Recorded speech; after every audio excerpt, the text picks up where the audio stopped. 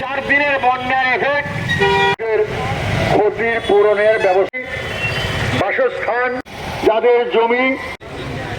আমরা কেন অপদার্থ শব্দটি আমি ব্যবহার করলাম এই কারণে, রাজ্যের যে জনসংখ্যা তার প্রায় অর্ধেক এ বন্যায় ক্ষতিগ্রস্ত হয়েছে। এ বন্যাকে বলা যায় কি করে বন্যা দুর্গত মানুষদের পাশে দাঁড়ানো যায়, তার জন্য রাজ্য সরকারের বাস্তবমুখী কোনো পরিকল্পনা সিদ্ধান্ত ছিল না। বন্যা দুর্গত মানুষদের পাশে রাজ্য সরকার এবং রাজ্য সরকারের বিভিন্ন দপ্তর সেভাবে দাঁড়ায়নি। বন্যায় শুধু জনসংখ্যার অর্ধেকই ক্ষতিগ্রস্ত হয়েছে, বিষয়টা এরকম নয়। 33 জন মানুষের প্রাণহানি ঘটেছে, কয়েক লক্ষ বাড়িঘর ধ্বংস হয়ে গেছে, চাষযোগ্য জমি নষ্ট হয়ে গেছে, বন্যায় পুকুরের মাছ ভেসে গেছে। বলা যেতে পারে স্মরণকালের মধ্যে এমন ভয়ানক বন্যা আমাদের রাজ্যে হয়নি।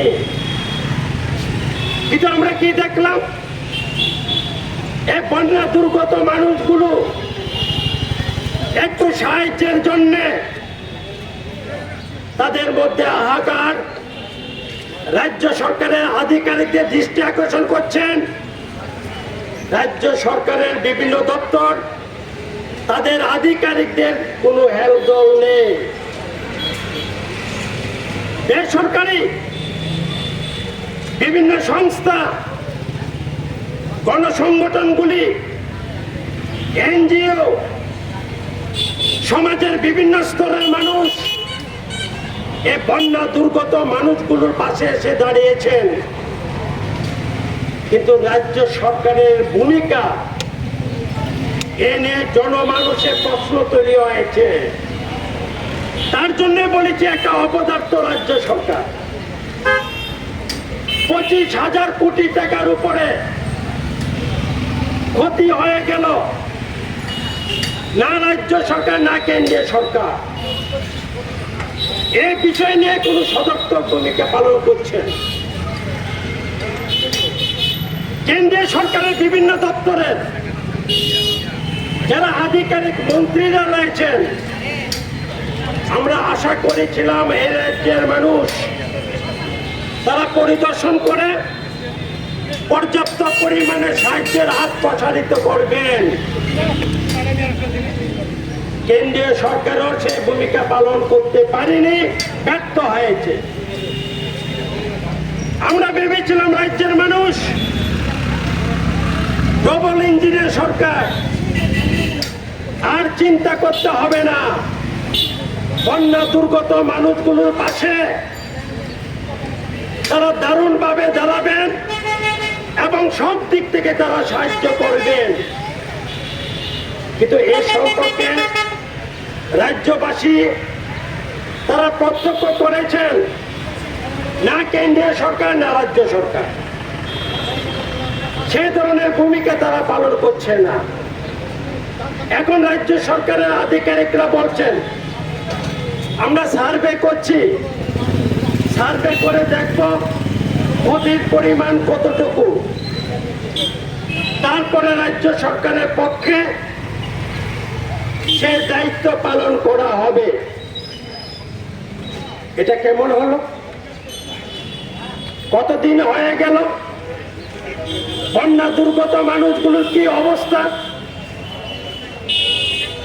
কয়েক হাজার মাডওয়াল ভেঙে পড়ল, কেউ কেউ খোলা আকাশের নিচে রাত্রি যাপন করছেন। বন্যা দুর্গত মানুষগুলো এক পক্ষকাল বলা যেতে পারে সেভাবে তারা খাদ্য সংগ্রহ করতে পারেনি। পাশে দাঁড়িয়েছে বামপন্থী গণসংগঠনগুলো, পাশে দাঁড়িয়েছে বামপন্থী শ্রেণী সংগঠনগুলো, পাশে দাঁড়িয়েছে সিপিআই পার্টি। সরকার কোথায়? কোন ভূমিকা আছে? তাই আমরা 14টা জনগণের যে একেবারে জ্বলন্ত যে দাবি, এই দাবিগুলো নিয়ে জেলা শাসকের দৃষ্টি আকর্ষণ করছি। গ্রামে গঞ্জে কাজ নেই। ত্রিপুরাতে এখন বছরে লাগার কাজ 27-28 দিনে বেশি হয় না। প্রতিটা অর্থ বছর আমরা দেখেছি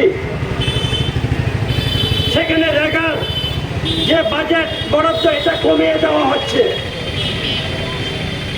কেন্দ্রীয় সরকার সেভাবে টাকা দিচ্ছেন না। শ্রম দিবস সৃষ্টি করা যাচ্ছে না। টুয়েপের ক্ষেত্রে একই অবস্থা। আগরতলা শহরের প্রায় 59টি স্লাম এরিয়া, বস্তি অঞ্চল, শহরতলিতে সীমান্তবর্তী এলাকাগুলো ব্যাপক বন্যায় ক্ষতিগ্রস্ত হয়েছে। আগরতলা মিউনিসিপাল কর্পোরেশন, তাদেরও সে ভূমিকাটা দেখছি না আমরা। ক্ষেত্রে কাজ পাবে না, তাই